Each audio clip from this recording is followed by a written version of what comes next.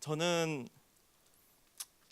어떻게 우연히도 되게 같은 주제를 정반대의 말을 하게 된 것 같아요. 사실 전혀 짠 것도 아니고 이전에 잠깐 앞 시간에서 어떻게 같은 주제를 이렇게 반대로 얘기를 하고 있지? 라는 생각을 깨달았는데, 지금 보신 하용호님은 연예인이고 전 일반인이라 저렇게 재미있게 못하고요. 네. 재미없는 걸 재미있게 해보려고 노력은 해보겠습니다. 일단 주제가 테크 스타트업, 그리고 저한테 맡겨진 건 엑싯, 두 개로 하라고 하셨어요. 그래서 저는 제 회사의 얘기는 거의 가져오진 못했고요. 짧게 말씀드리면 테크 스타트업을 했죠. 처음에 창업 아이디어가 이전에 이제 회사를 같이 일하던 사람이 한 대여섯 명이 나오면서 그냥 나왔어요. 나와서 다 같이 망고식스라는 커피숍에 가서 스타트업 하자. 뭘? 했는데 아무도 말을 못했어요. 뭐 하지? 뭐 해야 되나? 그래서 막 장난으로 망고식스 커피가 맛있네, 우리 개발자들 모여서 커피숍을 차릴까요? 이런 얘기도 할 만큼 아이디어가 없었습니다. 아이디어 없어도 열정 있고 오너십 있고 혁신 할 수 있다는 자신감이 있으니까 일단 나왔습니다. 나와서 왜 했는지를 생각해 봤어요. 네, 되게 맞는 말씀이신 게 앞에서 얘기한 것과 비슷하게 김 부장이 회의하자고 하는데 나 회의 안 하고 내가 더 잘 할 수 있을 것 같아, 이 생각 하나였던 것 같아요. 그래서 했는데 지금부터 이제 다른 퍼스펙티브로 얘기를 할 것 같아요. 저는 고객의 언어로 얘기하기 싫었어요. 고객의 언어로 얘기하기보다는 누군가 한 명은 나를 알아주겠지. 그러니까 처음에 말씀하신 대로 막 다 탈락.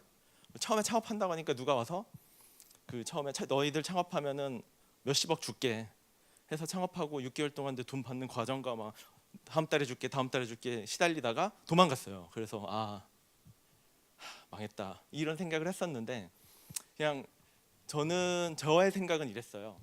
그냥 왜냐면은 저는 이렇게 말을 하용호 사원님처럼 잘 하진 못하지만 진실되게 팔 수 있다, 이거 하나 있었거든요. 진실되지 않은 건 아니었을 텐데 잘 안 팔렸고, 그다음에 핵심으로 되게 오랫동안 준비했던 과제가 하나가 있었는데 되게 슬펐던 게 거의 이제 담당자들이랑 프로젝트로 몇십억 정도 되는 이 연구 과제를 통해서 우리가 앞으로 되게 잘 되는 좋은 세상을 만들기 위해서 우리는 되게 잘 되고 있구나 막 이렇게 이제 되고 있었는데, 말 잘하는 사람 한 명한테 뺏긴 적이 있었어요, 실제로. 그럼 저랑 이렇게 저희 원수 같은 분. 네. 경쟁력은 저는 그냥 다르게 봤어요. 전 진실되게 내 언어로 그냥 죽창 외치자였어요. 진짜 그렇게 해가지고 하다 보니까 그래도 이렇게 저렇게 투자 제안도 많이 오고 인수 제안도 오고 사업도 조금씩 팔리기도 하고 하는 상황에서 똑같은 고민을 했었는데, 어떤 개발자를 좀 더 뽑을까? 아니면 운영하는 인력이 필요할까? 이런 고민을 되게 많이 했는데 안 뽑히더라고요. 총각을 다루잖아요. 그래서 이 해결책은 뭐지? 고민했는데 해결책은 안 뽑는 거예요. 안 뽑고 그냥 제가 다 하면 되더라고요. 사실 개발자 안 뽑혀요.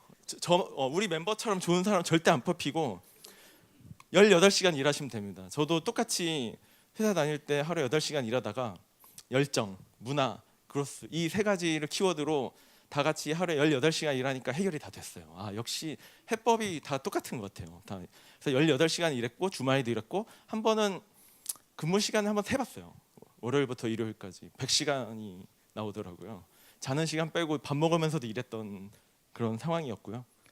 근데 그렇게 하지 않으면 왜 어렵냐면은, 사실 큰 거는 이제 회사랑 다르게 투자금이 있더라도 좋은 사람을 뽑을 수 있다는 게 보장되지 않기 때문에 그런 게 어려웠죠. 일당 100이 필요합니다. 그 잘못 뽑았다가 오히려 더 어려워질 수도 있을 것 같은 걱정이 있었죠. 사실 이렇게 뽑진 않았었는데, 그래서 저는 사실상 채용을 거의 하지 않았어요. 인수합병 할 때까지. 애초에 비교적 많은 멤버를 가지고 시작하긴 했었어요. 한 6명, 7명의 멤버를 가지고 창업을 했었고, 네, 그렇죠. 그냥 그렇게 했던 것 같습니다. 그래서 이제 그러면 이런 거 어떻게 하나요? 영업 누가 하고 전략 누가 짜고 기획 누가 하고? 네, 개발자들이 다 하는 거죠. 네, 전원을 개발자를 뽑아서 그 안에서 서브 타이틀을 만들기 시작했어요. 너는 개발자지만, 너는 연구원이지만 기획도 잘할 수 있을 거야. 이제 이런 거를 부여하기 시작했고, 우리가 다 같이 8시간은 본업을 하고 5시간은 딴 일을 하면은 더 잘 될 거야를 설득했어요. 다행히도 잘 워킹해가지고 심지어 그 PPT를 한 번도 못 만들어봤다는 사람이 IR 자료를 쓰고 디자인도 하고 다 그렇게 해가지고 사이트도 만들고 영업도 하고, 네, 그렇게 진행을 했던 것 같습니다.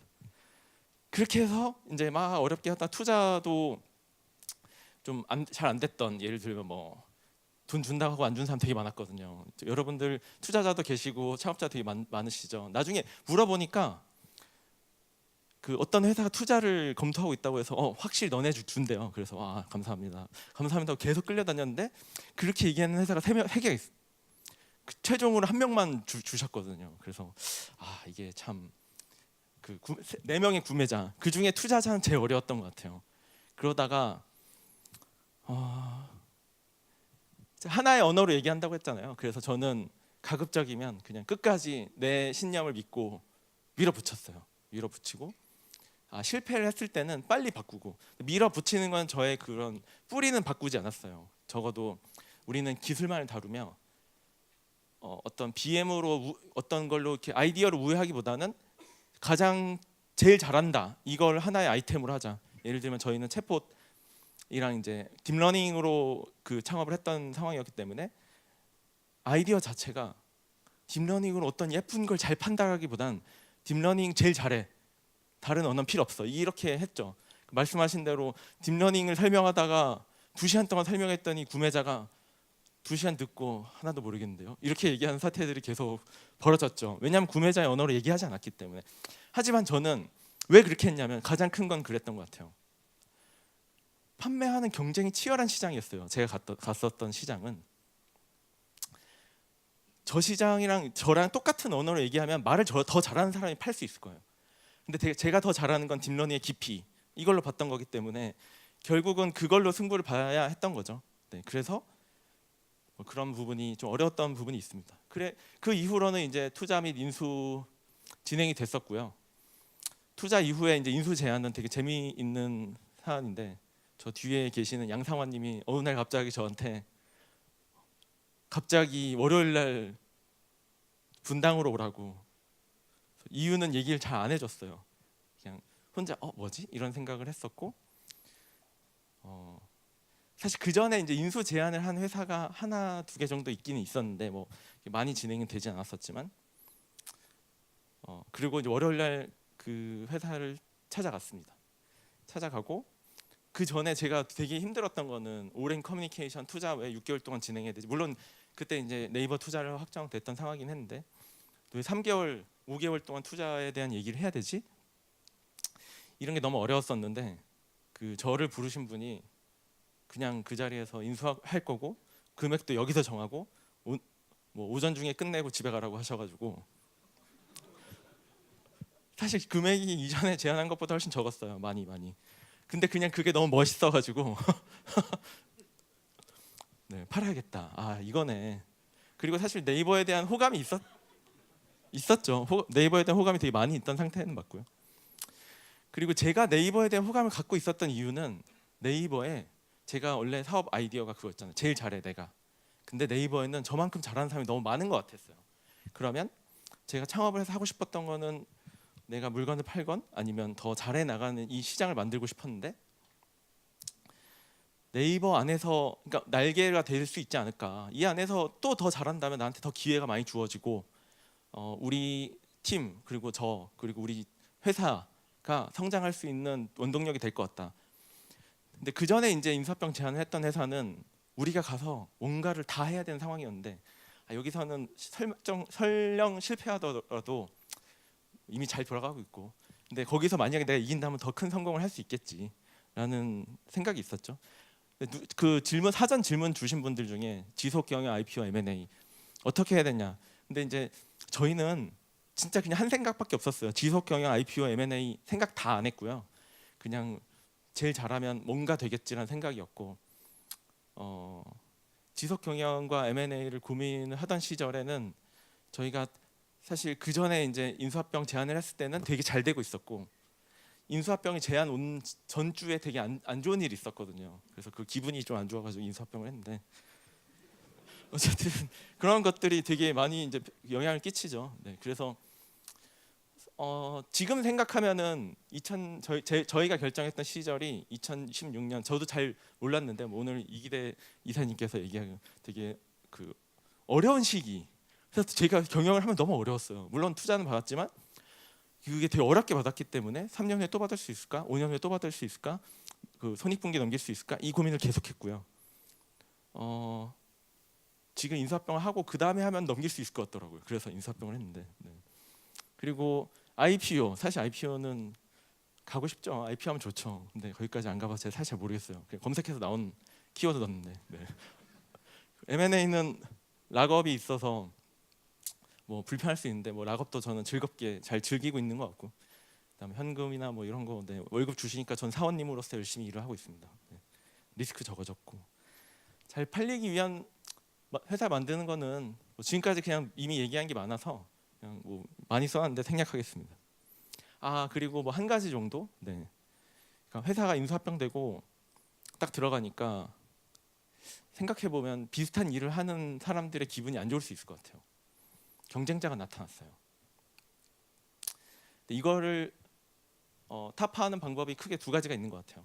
새로운 나만의 영역을 찾아서 투행한다. 두 번째로는 정면 돌파한다 였던 것 같고, 저희는 일단은 정면 돌파를 선택을 했고, 그러다 보니까 이제 회사 안에서 뭐 많은 뭐 이렇게 우왕좌왕하는 일도 많고 충돌도 많고, 그래서 그거에 대한 돌파법은 제가 처음에 이 자리에서 말씀드렸던 정면 돌파 한 가지 언어로만 얘기한다로 똑같이 승부를 했거든요, 안에서도. 그러니까 절 싫어하는 사람들이 많아지더라고요. 어느 날 엘리베이터를 탔는데 인사를 해야 되나 이런 고민을 하게 되는 사이가 많아졌고, 근데 그런 것들이 한 1년 정도 지나니까 좀 정착이 됐어요. 그래서 다행히도 저희도 아레나를 찾았고 할 수 있는 일을 찾고, 그렇다고 저희가 많은 성과를 내진 못했지만 앞으로 더 잘 낼 수 있는 그런 게 되고 있지 않나 이렇게 생각하고 있습니다. 네, 여기까지 제가 준비한 세션은 끝이고, 아마 이제 이어서 그 스타트업 얼라이언스의 이기대 그 이사님께서 나오셔서 좌담을 진행해 주실 예정입니다.